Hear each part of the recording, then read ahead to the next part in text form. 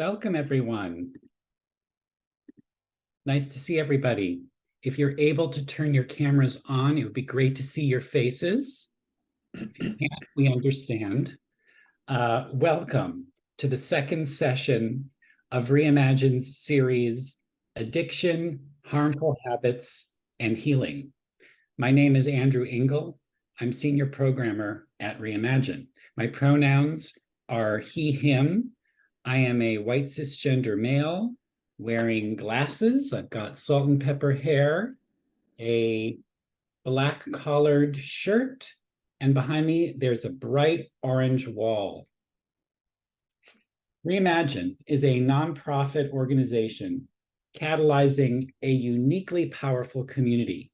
People of different backgrounds, ages, races, and faiths, people of no faith, all coming together in the hopes of healing ourselves and the world. We specifically support each other in facing adversity, loss, and mortality, and transforming life's biggest challenges into meaningful action and growth. Reimagine's resources, support groups, and events like this one today are free and accessible to the public. This is made possible by the support and generosity of participants like you. So, for those who already made a tax-deductible donation when you registered for today's program, I want to thank you. Your gift will immediately support Reimagine's mission to help people of all walks of life transform the hard parts into purpose and into action. Last week, when we kicked off this series, we had 4 speakers in conversation: psychiatrist Carl Fisher, podcast host Laura Robbins, poet Jane Wong, and behavioral neuroscientist Judy Grissel. What they all have in common is a story of addiction that they told in recent books. Some of those publications are memoir, some are rooted in humanities research, and some with a more scientific bent. The topic of privilege and diverse representation came up. There are so few writers of color writing about addiction who get on bestseller lists. And all 4 of our guests agree that there's a need to be present, to be curious, generous, and open about a subject that still holds so much shame in our society. I hope you'll take a look at that recording, which my colleague Nicole Tan will be pasting in the chat. Okay, I'm going to pause now and ask a question of all of you. We're interested in knowing where you are. Please put that in the chat. There's a very helpful map. It's called native-land.ca, and you can check that out to learn about locations of Indigenous people in your area. For example, I am in Lenapehoking, where a large city called New York is located on occupied land. And now a few Zoom tips. You can click on the CC icon to get a live transcript of what's being said. And I hope you'll all be using the chat and asking questions and offering reflections during this session with you. You can save the chat by clicking on the 3 dots within the chat box. Send me a note or send Nicole a note if you're having any technical issues during this session. We might be able to help you. And I want to make sure everyone knows that you will get a recording of this session along with some resources in a follow-up email from us at Reimagine. Now, I am so delighted that Hugh Byrne has agreed to lead today's 90-minute workshop that explores habit formation, habit change, and the role that mindfulness plays in developing healthy practices and letting go of harmful ones. Hugh Byrne has practiced meditation for more than 3 decades and has taught Buddhist and secular mindfulness since 2000. He is trained in mindful-based stress reduction and somatic experiencing, which is a mind-body approach to healing trauma. He worked for more than 2 decades in the field of human rights and social justice. He is a senior meditation teacher with the Insight Meditation Community of Washington and leads classes, retreats, and workshops in the US and internationally. He is the author of 2 books, The Here and Now Habit and Habit Swap, and has a law degree from London University and a PhD in political science from UCLA. He's also a lovely guy, and I've gotten to know him on a few calls now. And Hugh, it's so great to have you. I'm going to hand this off to you now. Thank you, Andy. And it's really a pleasure and a joy to be with you today. This theme that I'm going to be talking on and we're going to be exploring together is something that has been played an important role in my life for the last 10 years. I mean, it takes effort to write books, as you probably imagine, or know. And it's something I just share a little bit that it's often said that we teach what we most need to learn. And it was out of my own experiences, even though I'd been practicing meditation for a long time, that I saw, the habits that weren't serving me, that I was still caught up in, and I became very curious about it. And I wanted to look at, what does the science say about it, and how do these ancient practices, the wisdom practices of meditation, etc., how can they help us? And it was really a very, very rich process for me personally in kind of exploring that. And that's where the books come from, that Andy mentioned.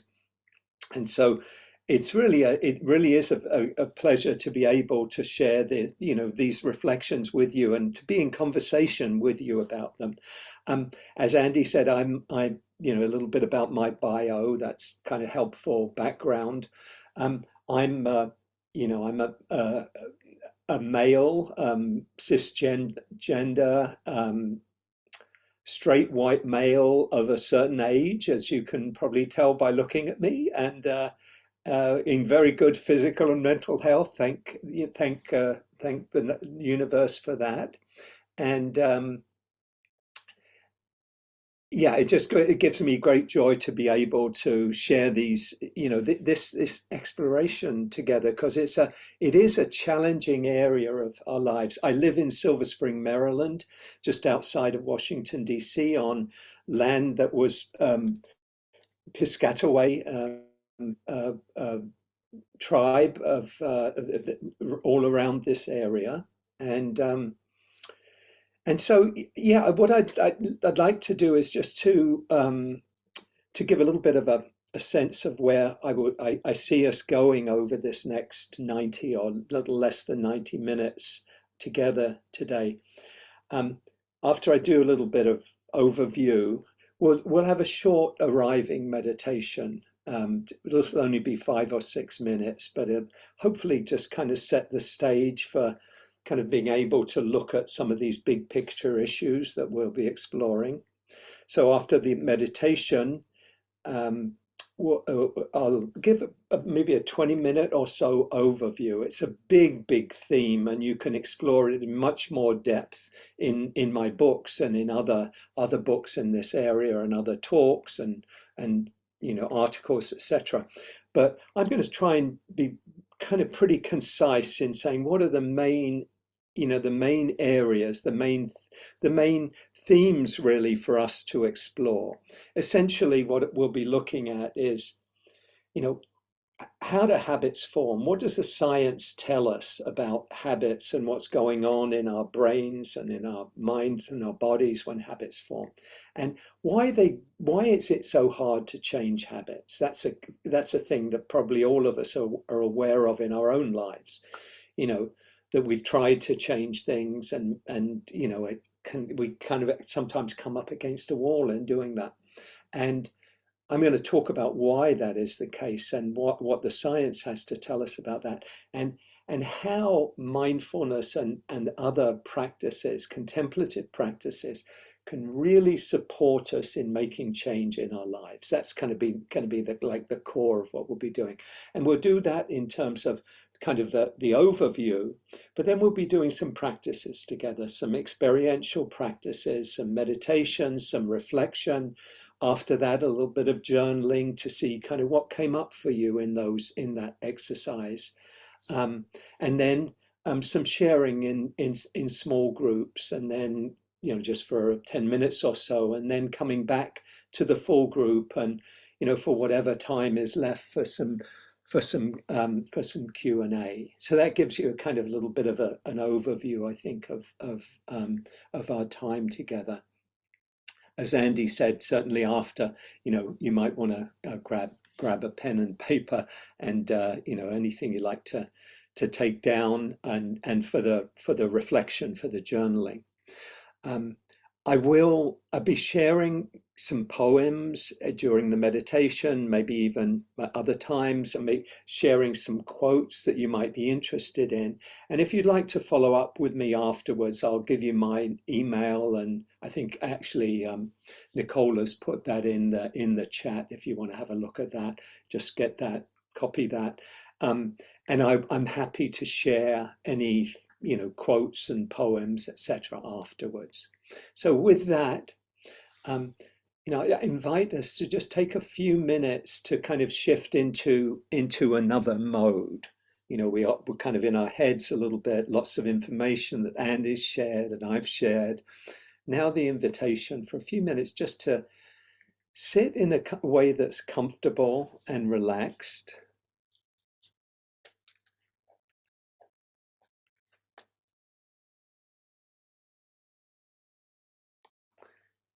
You could let your eyes close if you feel comfortable doing that. And just invite your shoulders to relax. See if you can let your belly soften. You can let your hands rest comfortably in your lap or on your knees, wherever they feel comfortable. And if you're more comfortable lying down, that's fine too. Maybe some people are joining us while they're walking, and that's great too. So just letting yourself arrive where you are as fully as you can. Maybe taking a deeper breath or two. Just nice, full, deep in-breath. Filling the chest, filling the lungs. And then long, slow out-breath, just letting go. Imagine you're breathing out any stresses, cares, busyness from the day. Just letting it go as much as possible. Breathing in, calming the body. Breathing out, calming the mind.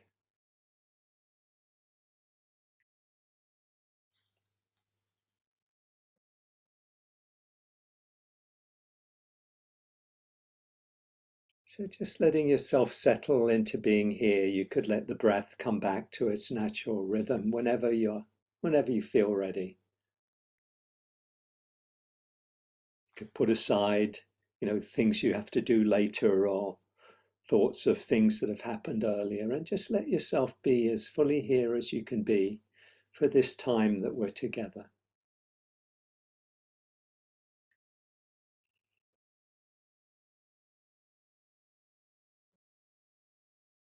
And I'll begin just by sharing a short poem by Martha Postlethwaite, and it helps me to kind of arrive more fully in the present. It's a poem called Clearing. And she says, "Do not try to save the whole world or do anything grandiose. Instead, create a clearing in the dense forest of your life and wait there patiently until the song that is yours alone to sing falls into your open, cupped hands and you recognize and greet it. Only then will you know how to give yourself to this world so worthy of rescue."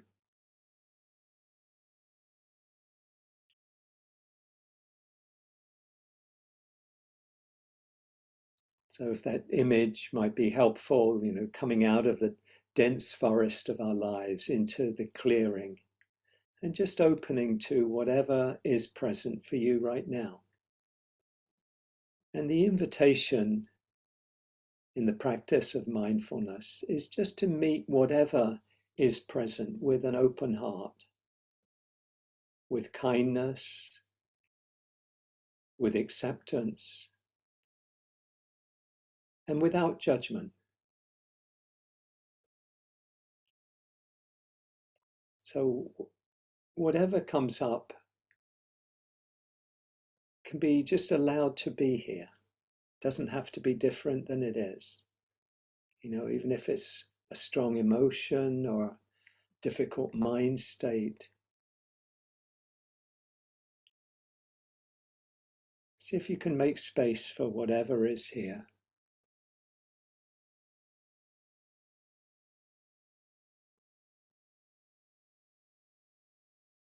And you could bring your attention to your body and just notice what you're aware of in the body right now. There might be some tightness in the chest or the belly, or your breathing might be a little bit shallow, and just be aware of that if that's the case. You might be calm or feeling peaceful, and just notice that if that's what's present. So just making space for whatever is here in the body,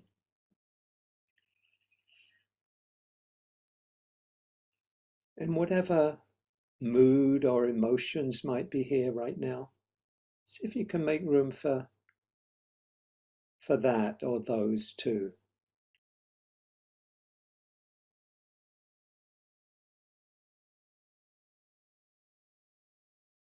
If there's some heaviness or some sadness, see if you can just let yourself be open to that, rather than trying to push it away or act it out in some way. Just let it come, let it be.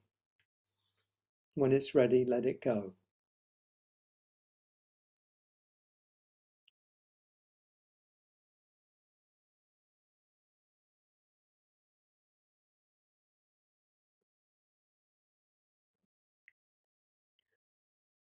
And if it's helpful, you can just let your awareness come to your breathing. Just meeting the breath as it is, in breath and the out breath.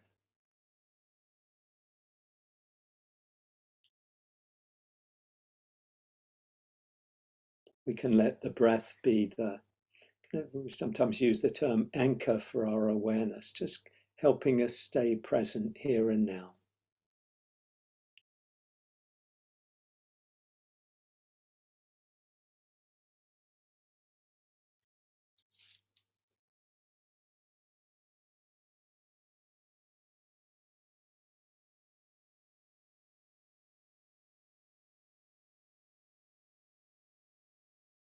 So nowhere else to go, nowhere else to be right now, but just be here with whatever you're experiencing, making space for it.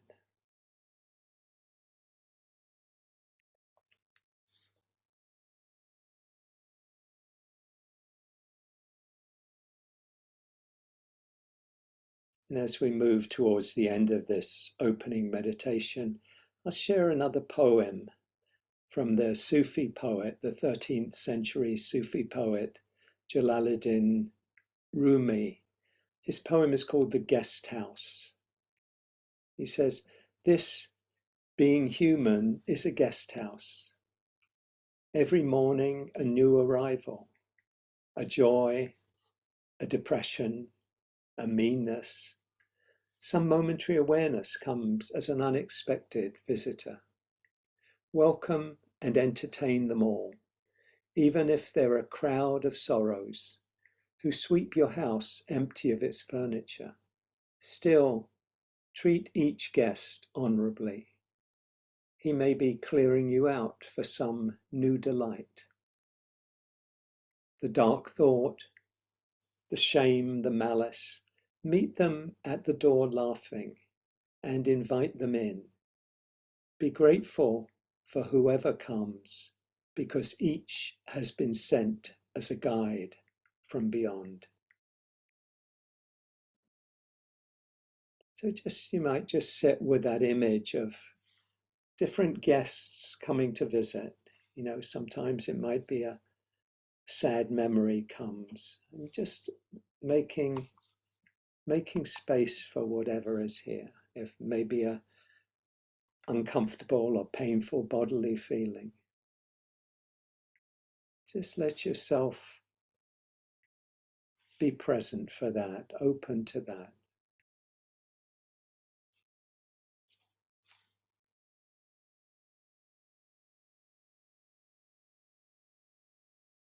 Just meeting your experience with kindness, with acceptance, and without judgment.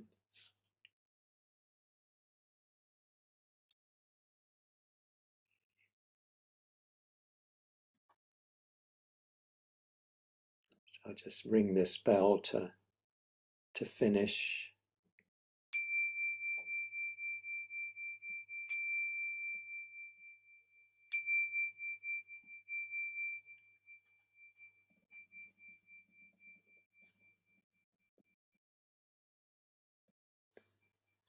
So take your time letting your attention open up, coming back into the group, look kind of more in the outward facing mode. And I'd love to hear, if anything, if you'd like to share in the chat, just anything that came up for you, if there was a particular feeling or emotion came up.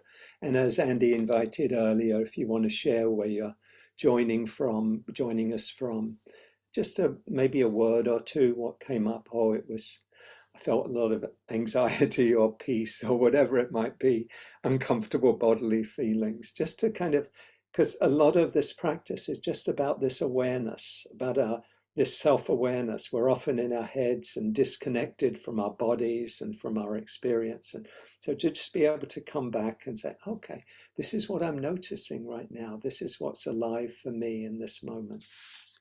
So I'll ask, thank you. The poems were Clearing by Martha Postlethwaite and The Guest House by Rumi, the Sufi poet Rumi. Either of those you can find on the internet very easily, I think. And yes, Nicole shared them, I think, or Andy in the chat above. So thank you for those that are sharing. Linda, I'm glad that was delicious for you. Andy says, yes, hard for me to be hospitable to sorrow, grief, pain. Thank you for sharing that, Andy. Yeah, it's not easy. So, that's why this is a training, this is a practice, of learning, to do it, to titrate, maybe to do it bit by bit so that we can, they say in psychology, expand the window of tolerance for, difficult experiences, difficult emotions. We learn that we can be with them. Jonathan says, I sensed that the judgment is such a powerful voice. How can you help me be kinder to that voice within me and let it go away? Yeah, I mean, this is what we'll be exploring together. I mean, and just to say very briefly for now, just to recognize that voice, meet it with kindness. And you don't have to follow what the voice says, the voice, if it's a judgmental voice saying, oh, you're a loser or whatever, you can notice that, say, thank you, let it go. You don't have to give authority to it. That's one of the things we'll be talking about today. Gabriella says, feeling open yet still anxious. Yeah. See if you can make space for that. My practice for the judgment voice is to say shh and put my own arms from the shoulders down very gently. That's a lovely practice. Yeah, the poems are shared in the chat for those who are looking for those.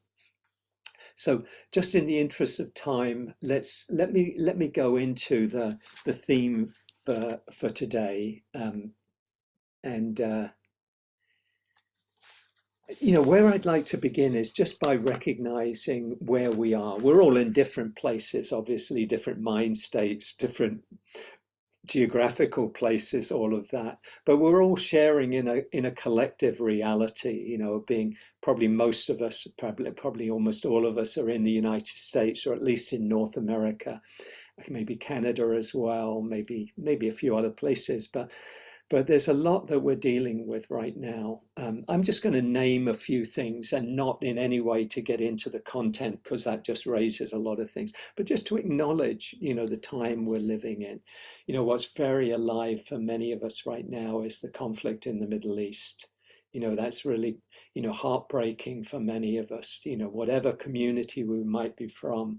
Just recognizing the tremendous suffering of people in Israel and in Gaza, and of all those affected, in other areas, including here, just acknowledging that suffering, and the war in Ukraine nearly coming to after 2 years following the Russian invasion. So many other places on the planet, South Sudan, Yemen, here in the United States, the killings in Lewiston, Maine, the 565th mass shooting in the United States in 2023, which is a kind of a mind-boggling statistic in itself.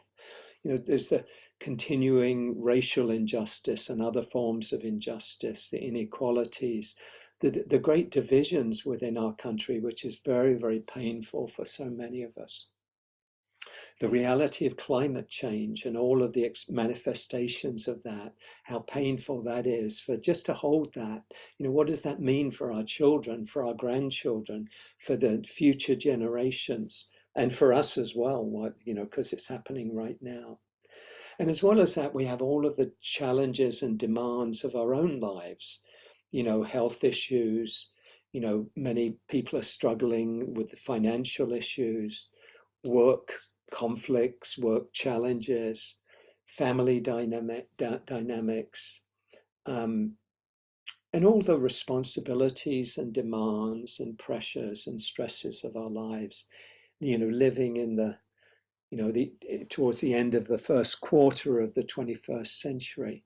And just to name some of those things, to acknowledge that it's not an easy thing to be a human right now, on the planet. I think particularly there's some particular challenges, I think, being in the United States right now, living here.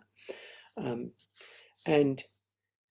what I want to also just note, that in the face of all of this, what Zorba the Greek called the full catastrophe, the whole enchilada, the good, the bad, the ugly, it's very easy for us to get caught up in a variety of different emotions and mind states, from stress, anxiety, fear, grief, helplessness, confusion, and it could name many, many more, where it's really difficult. How do I respond? How do we respond to the situation, the conflict in Israel and Gaza?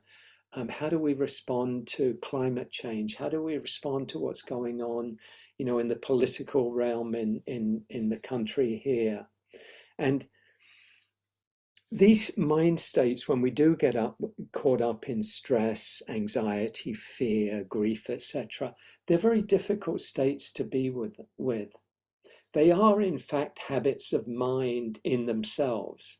Anxiety and stress is a habit of mind. It's not a truth. The challenge may be true, it's difficult, but how we deal with it when we get caught up in a syndrome of stress is a habit of mind, and we'll be talking about this. So these are painful states in themselves, and they also can lead us to behaviors that are themselves also unhealthy, and problematical habits. Let's say, for example, let's say we're feeling stressed and anxious, and we go back to smoking cigarettes, if that's been a habit of ours, of a addiction of ours, if you like, or if we drink in the evenings after work, because we've had such a stressful day and we're feeling anxious and overworked. And so in order to feel more relaxed, we have a few drinks and, thinking that that'll help us sleep. But then we find ourselves, I've been here in the past myself, we find ourselves waking up in the night, difficult to get back to sleep because alcohol isn't a good way of, it isn't really a good, it may get us to sleep, but it also can tend to wake us up, and then we're fully awake, can't get back to sleep, and we're feeling more anxious, and then we're more tired the next day and more stressed, and then we get caught up in these patterns, these habits that don't work for us. Or maybe we're feeling sad and lonely, and these too are habits of mind. And then to comfort ourselves, we go shopping and we spend more than it's wise for us to spend, or we engage in risky behaviors to get away from how we're feeling. And so all of these are ways that we can, these stresses of life, the big picture of life in the country and in the world, and our own challenges can really push us towards unhealthy, unhelpful habits. I don't normally use the term bad habits, because it tends to kind of, put them in like this is bad and lead us to think I'm a bad person. But they often can get us into trouble. They can lead us to addictive behaviors, other kinds of harmful behaviors. And even when they're not addictive and not, necessarily, really problematic in our lives, they can still diminish the quality of our lives, And so this is kind of some of the challenges that we face in these times and in our lives. And, having just come out of 3 years of COVID and everything around that, all of the other things coming from that, out of that it's been a really, really hard period. So now I want to come to the good news. The good news is that we can change these habits of mind and these habits of behavior. Habits, stress, anxiety are habits of mind.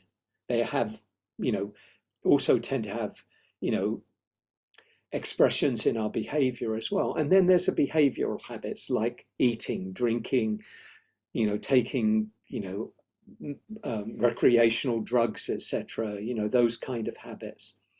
And that we can change these habits. And everything I am saying today is really grounded in the premise that we can train our minds, that we can change our minds in positive ways.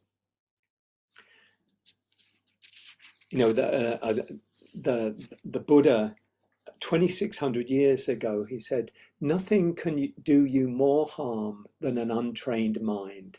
Not even your worst enemy could do you more harm than an untrained mind. And he said, nothing could do you more good than a trained mind. Not even your parents, your loved ones can do you more good than having a trained mind. A mind that's present, that's aware, that's not caught up in unconsciousness. So what I'm saying here about training the mind is a key understanding of neuroscience and of psychology. That is, that we can change our mind and we can change our brain by what we do. We can change our brain by what we do. This has the technical name, or it may be a fancy name, of neuroplasticity. You might be familiar with that term, neuroplasticity, which simply means that our brains are malleable, they're changeable, they're moldable by what we do. They're changeable by what we do. Up till about 20 years ago, the consensus really was that once we reached adulthood, our brain was kind of a set thing, and over time we'd lose things as we get older. But basically, we weren't change it wasn't changing, after we reached, basically became adults. But what the science has found, particularly in the last 20 years, is that we're constantly changing. Our brain is constantly changing throughout our lives, and not just in negative directions, in many ways in very positive directions, by what we do. There have been some wonderful studies to show this, to prove this clearly. One of my favorites is a study of London taxi drivers. Some of you may be familiar with this. The backstory of this is, and I grew up in London, so I'm kind of familiar with this, the role of the cabbies, the black cabs. You probably visited, many of you, and you see them all over. And in order to have a license to drive one of these black cabs, you need to pass a test, which is colloquially known as the knowledge. And the knowledge is, you are tested, and it's a really, really hard test. You're tested getting any place in London, and this is a 2,000-year-old city built one stage on top of the other, from big arteries to these winding streets. You have to be able to get from anywhere to anywhere. And it takes 3 years of study, 3 to 5 years of study, for anyone who wants to get a license to drive a cab to be able to really answer these questions and pass the test. And most of them learn on bicycles, because you have to go from 10 miles over there. It's a big city, as you know. And one of the things that they found is they did scans of the brains of people who'd studied for this test and had become formal cab drivers in London, and they found that their brains were changed. Areas associated with spatial awareness, which is what they're having to learn. How do I get from this place to 7 miles over there? Which of these roads do I take? That area of the brain really grew, in grey matter, if you like. It grew more dense through the training. And this, for me, is a lovely example, because, and there are many, many more examples, but basically our brains change by what we do.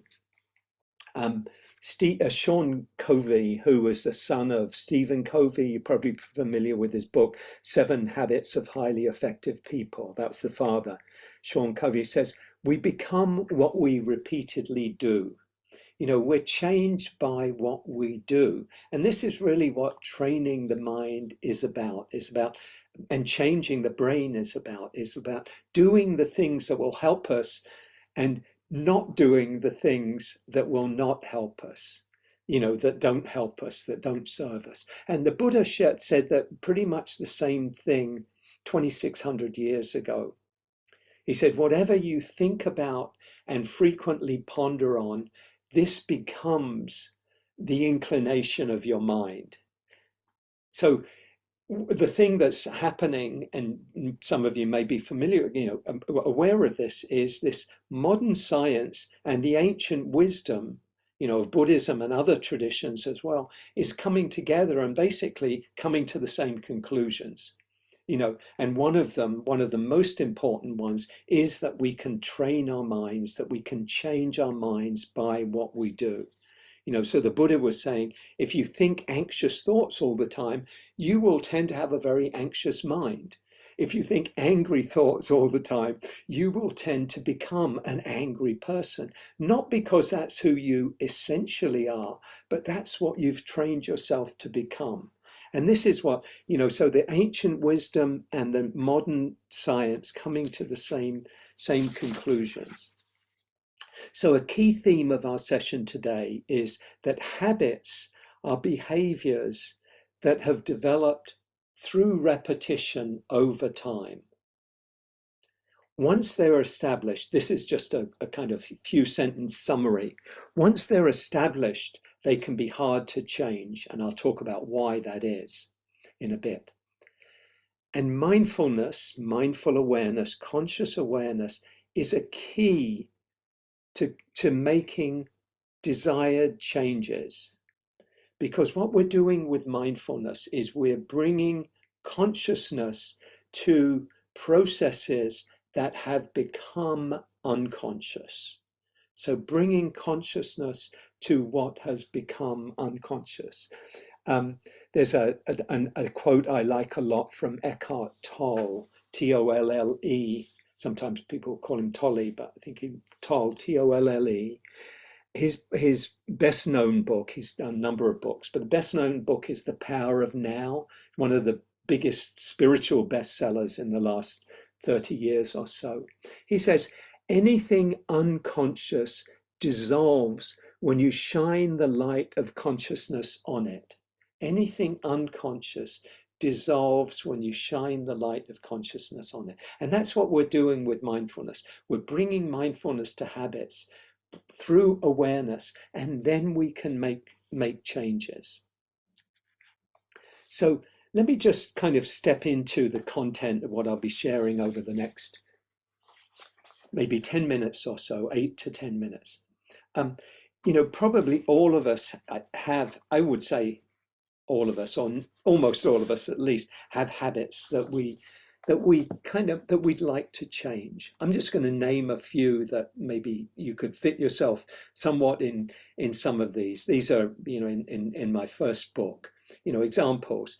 Habits of eating you don't feel are healthy. Healthy eating, drinking alcohol, using drugs, using tobacco, having sex in unconscious kind of ways, or unhelpful kind of ways, not very thoughtful, etc., or sometimes risky ways, shopping in ways that aren't healthy, overworking, gambling, maybe in order to avoid unpleasant feelings. Other ones include, spending too much time online, binge watching TV when you could be with your family or doing something more helpful.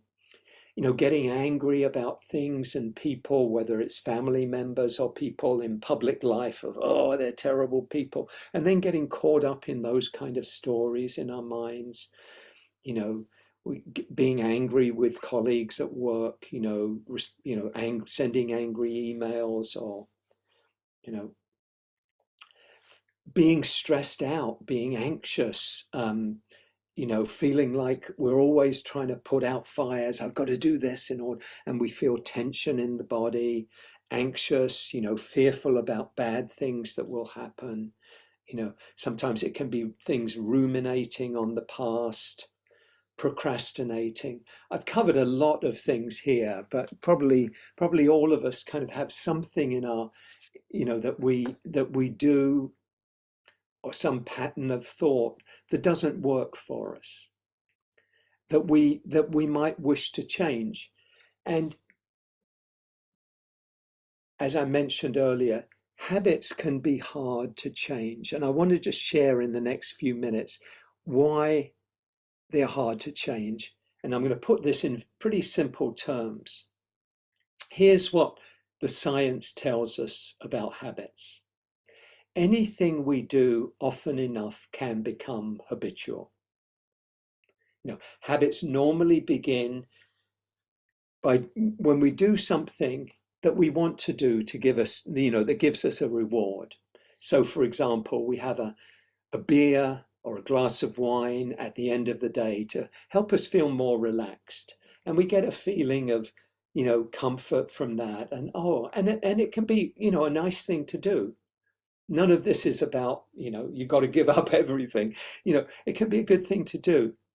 Another example would be just a simple thing of learning that we need to put on a seatbelt when we get in a car, which we often, most of us perhaps learn as a child, in order to be safe if there's an accident. So that's kind of the reward, the sense of, oh, I'll be okay, or at least I'll be safer if something happens. Or we worry about things, because we feel we're doing something when we're dealing with a problem or a challenge. So there's normally a good reason why we do something first. And these are normally intentional things that we do.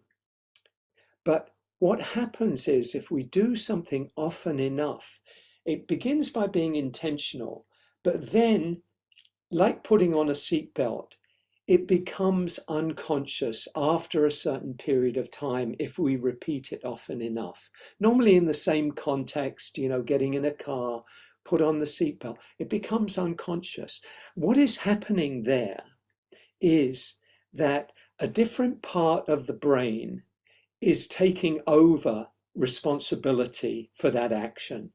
It moves from the more advanced part of the brain that's developed over the last million years, the prefrontal cortex. It begins with that. Intentions are governed by this area, choices are governed by this area, but it gets taken over by the older part of the brain, or sometimes called the survival brain, the reptilian brain. And that's helpful in many ways because it makes things simpler. We don't have to learn to do something new every time. What do I do when I get in a car? What do I do when I want to drive? It gets taken over by that older part of the brain. And this older part of the brain is the part of the brain that's helped our ancestors to survive. It's really what's responsible for evolution. It's the part of the brain that we share with lizards and, elephants and squirrels and dogs, etc. It's that old part. We have this advanced part as well, and as well as the mammalian brain. I won't go into that today, but here's the problem that comes up once habits are formed. Because habits, that old part, that ancient part of the brain isn't making moral choices. So it can make an unhealthy habit like drinking or taking drugs into a habit as easily as doing yoga or eating broccoli and carrots. The brain, that part of the brain isn't saying, oh, this will do me good, this will make me healthy, and this one be unhealthy. That part of the brain doesn't make those judgments. So that's why unhealthy habits can get established as easily, sometimes more easily, because some of them are the addictive ones, more easily than the healthy and the beneficial ones. And here's the thing. Once a habit is established, it can be hard to change. So why is that? The reason for that is because changing a habit involves the more advanced part of the brain, the prefrontal cortex. And when this comes into conflict with this ancient part of the brain, the ancient part of the brain tends to win out. An example. If you want to quit smoking, let's say you're a smoker, you want to quit smoking. You think about it, you say, yes, I really want to do it. It's really unhealthy for me. I really want to make a change. Be much better off if I'm not smoking. January 1st, I'm going to start. I'm going to quit for good. Okay, many of us have made those kind of resolutions, whether it's about smoking or something else. And our intentions are really good and the commitment can be really strong. But what happens when a crisis comes up? What happens when something comes up that you've got a diagnosis that's really serious or a family member who's in trouble and you get feeling really stressed? We know how easy it is under that kind of situation to get pulled back into the old behavior. And that's really an example of these two brain systems coming into the conflict. And often, very often, the ancient brain process system, if you like, takes over. He says, no, I've got to have a cigarette now because otherwise I'm not going to be able, I'm going to be so nervous. I can't even sit here because I'm so nervous. So we do that. And the problem is we have a cigarette, let's say, to soothe ourselves. And then we feel bad. We feel judgmental. Oh, I'm useless. I've fallen off the wagon. I'm a failure.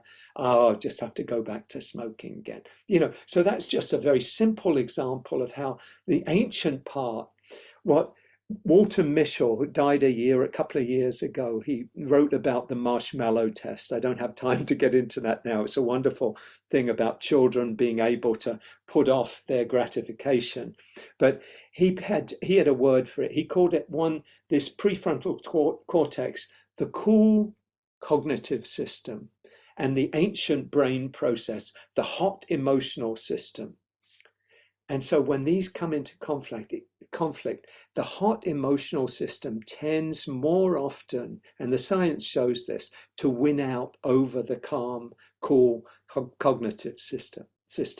So this is why, simply put, this is why habits can be so hard to change.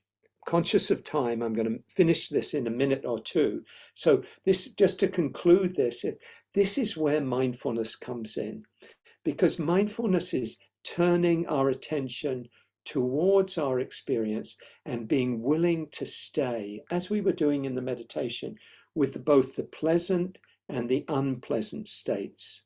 And it's a training. It's not easy.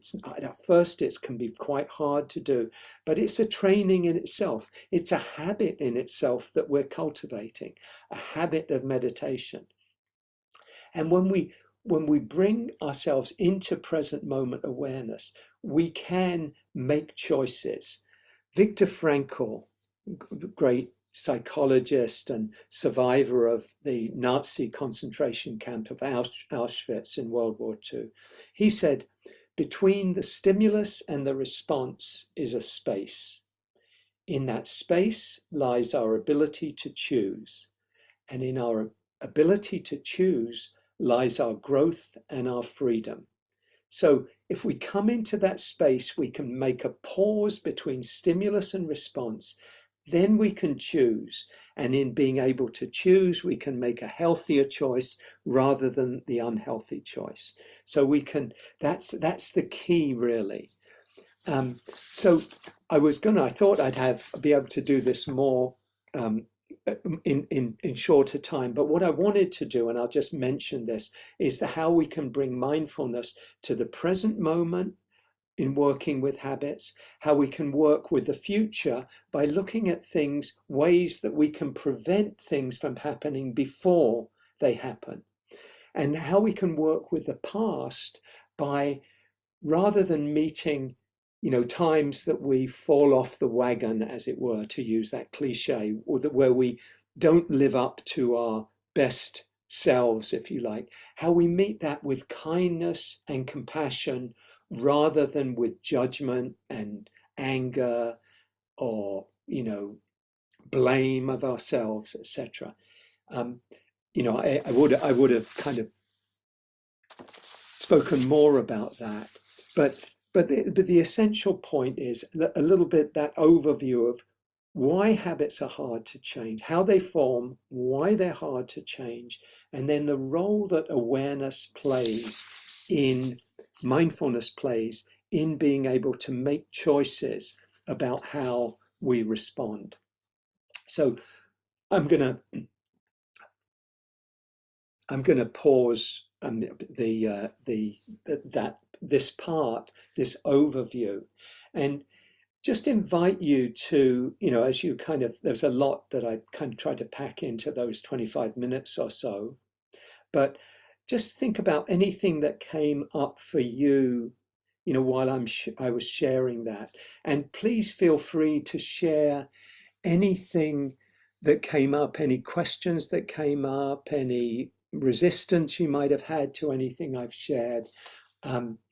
Put it in the chat, and we can incorporate that into the discussions as we're going on. So I'm just looking here. People are already doing that. Anything we do often enough can become habitual. Prayer routine daily, a few times a day, can be helpful to connect to our spiritual self and break from our physical routines and addictions. Great. Thank you for sharing that, Manek. I've heard the brain described as an iceberg, with our primitive brain being 90% under the surface, with the prefrontal cortex being the part above the surface. That's great. That's a great image.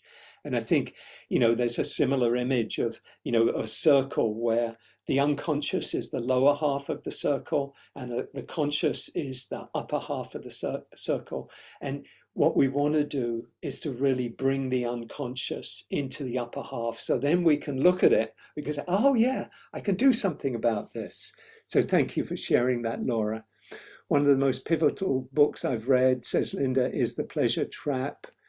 Key takeaways are: we seek pleasure and we avoid pain and try to expend the least amount of energy. That's great. Another good one is The Power of Habit by Charles Duhigg. That's a great book on habits. That's exactly what our primitive brain is designed to do. Seek pleasure and avoid pain, I mean, Laura says. Yeah. So, Jonathan, it's hard for me not to bring the pain challenges to friends, loved ones. And if the pain suffering is more alive in my life, yet I know that I have been blessed. It's wonderful to be able to bring, what's hard for us to others in ways that are helpful, that'll be useful for us. Not to be, have a pity party, but to just sharing in a trusting way. Brene Brown talks a lot about that in her work.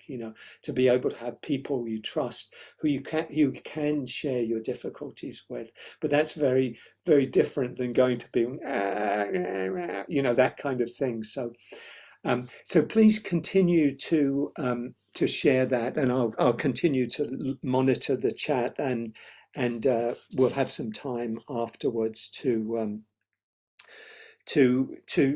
look at other questions and things that are arising. So what I want to do now, though, is to just kind of do another shift in our inner consciousness. And what I'm going to do for this won't be a long meditation, a long reflection, just given the time, but just to have a reflection so you can look inward at yourself and your own life and maybe identify some things that might be helpful for you to give some attention to. So again, just we did in the earlier meditation, we kind of did that arriving, helping us settle. So I'll do that more briefly here, just inviting you to just come into the body again, kind of dropping out of the thinking mode. Let your attention come into the body. Feel your body on the chair or whatever you're sitting on or resting on. Just letting yourself settle again. If you like, you can close your eyes. Let your attention come inward. And again, if it's helpful, you could take a couple of deeper breaths just to help you settle.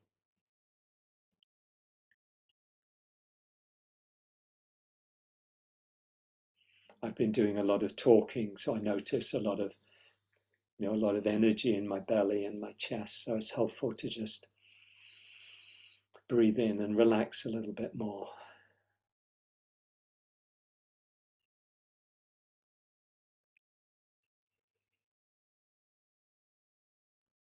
You could also consciously invite a smile or a half smile to your face. That can be a really helpful way of kind of changing the channel of our consciousness, if you like. We'd often we're in a worried state, and just inviting a smile can help us relax and settle.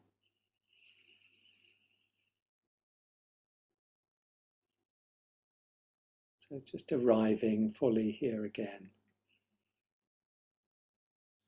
And I'm just going to share a couple of reflections. Invite you to think about just three brief questions. So as you come into awareness, as you bring awareness to your body and anything that's happening, anything going on in the emotions or the mind,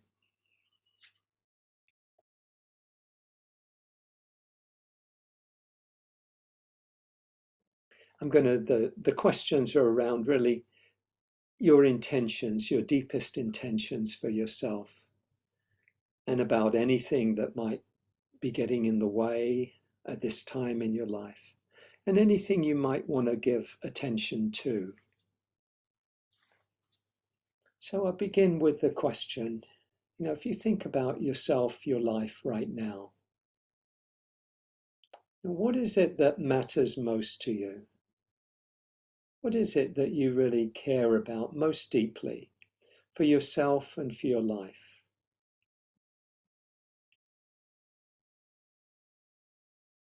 What is it that you wish for most for yourself? It might include your loved ones, your family, your community, however you want to frame it for yourself, but particularly for yourself. What is it you'd like to see for your life? What is it you care about most deeply? So just see what comes up for you with that question.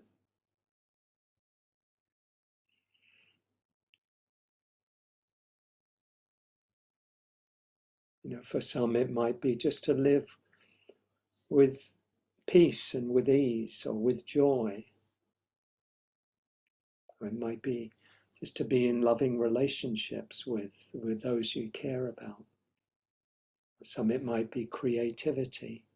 So whatever comes up for you, what is it you wish for yourself?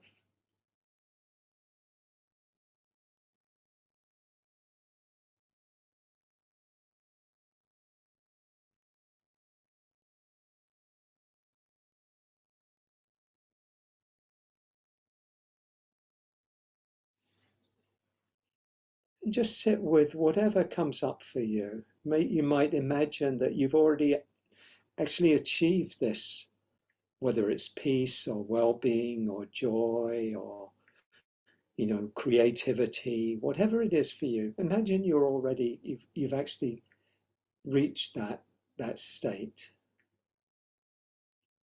and let yourself feel whatever comes up for you, whatever's present in the body, in the emotions, in the mind. How does it feel?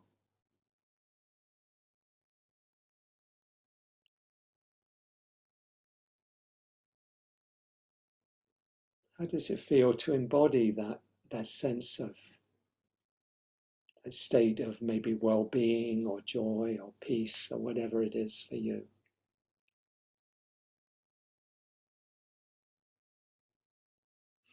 And now just to shift the question, turn it towards, is there anything right now that gets in the way of you living out this intention in your life at this time?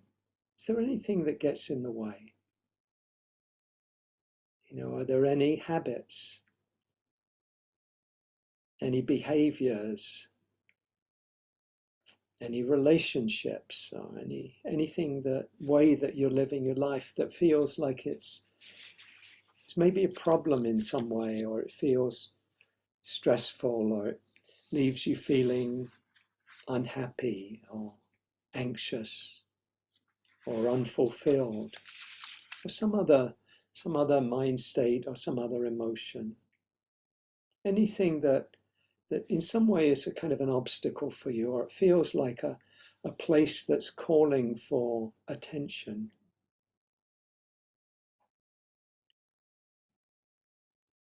Maybe it's wanting something you don't have and feeling life can't be okay if you don't have it, or wanting something to be different.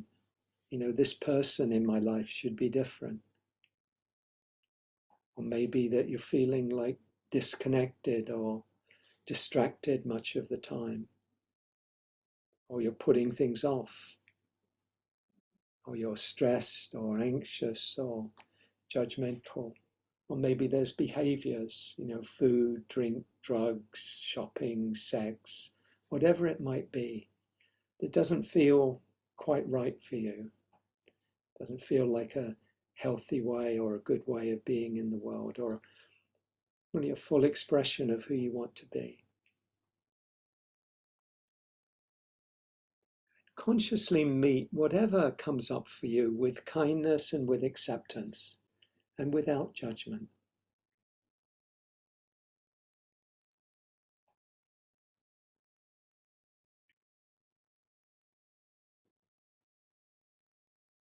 Notice how you feel in your body, in your emotions, in your mind. And make space for whatever is present, so that not to treat anything that comes up as wrong or that shouldn't be here. Just make space for whatever is here. A quote from Baldwin again. Not everything that is faced can be changed, but nothing can be changed until it is faced. So turning towards what's calling for attention.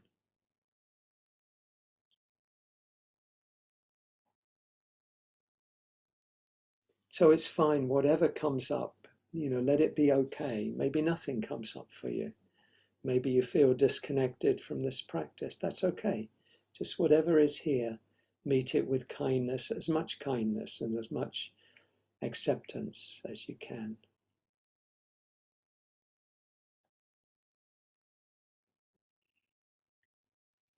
And then, if you feel ready, turn to the third question and ask yourself, how important is it to make a change in this area? How important is it to kind of really put it in the spotlight, bring it into consciousness? To let go perhaps of an unhealthy habit or one that you wish you weren't kind of acting out, or develop a more beneficial one. Maybe it's around diet or nutrition, or about exercise, or around meditation or yoga, some other, something that's helpful. Maybe it's around a habit of mind that, you get caught up in stress, and that you could bring that into awareness rather than being caught up in it.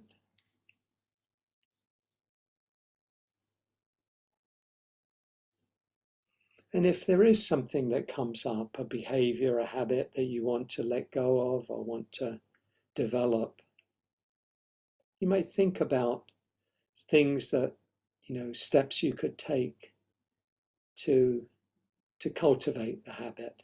So for example, if you wanted to develop a yoga practice of yoga or meditation, you could say, okay, I think, what about if I got up each morning and had a cup of tea, and as soon as I got up, then I sat down on the cushion or on the mat for 20 minutes or 15 or 30 or whatever. Or if there's a habit of procrastinating on your taxes, or some other area, putting things off, that you might say, oh, I'll make a commitment to working on my taxes or working on something I've been putting off for 15 minutes each day. That's the commitment I'll make. I don't have to say I'll have everything done. I'll just do 15 minutes a day. You could also think about, obstacles that could come up to carrying out the new behavior or letting go of the old obstacle.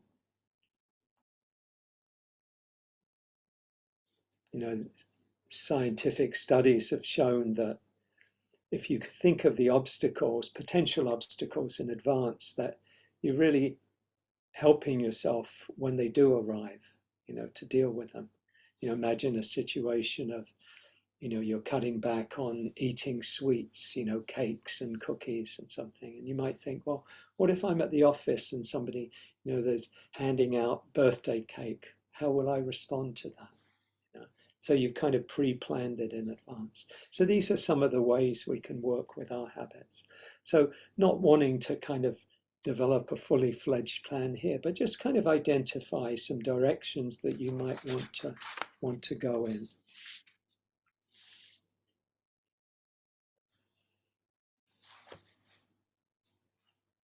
Just taking the last minute or so of this meditation and reflection to sit with whatever has come up for you.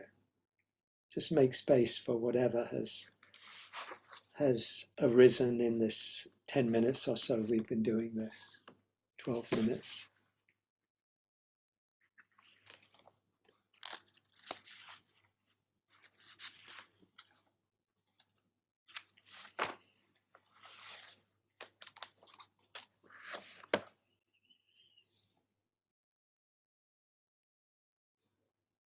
This is from, I believe it's a Chinese poet, Wu Men, 10,000 flowers in spring. 10,000 flowers in spring, the moon in autumn, a cool breeze in summer, snow in winter. If your mind isn't clouded by unnecessary things, this is the best season of your life. If your mind isn't clouded by unnecessary things, this is the best season of your life.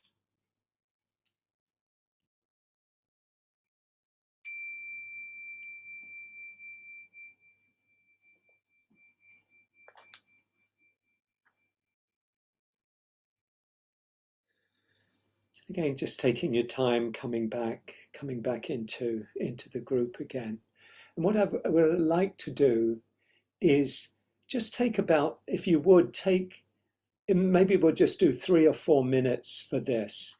Just, it could be just a sentence or two for those 3 questions. The first one is like just your deepest wish for yourself. You might just jot down a sentence or two. And then the second question is like, what obstacles, if any, what obstacle, if any, gets in the way? Is there something, some behavior, some pattern that kind of prevents me living my life as fully as I might do, or really being the person that I really want to be and how I want to show up in my family, in my work, in my life more generally? And then, anything that come up as kind of steps that you might take to move in that direction. Normally, I would do this over a weekend retreat. So obviously, there's a lot more time to kind of, play things out and reflect and share. But just take about 2 or 3 minutes, maybe 3 minutes to do this. And then we'll do a little group work.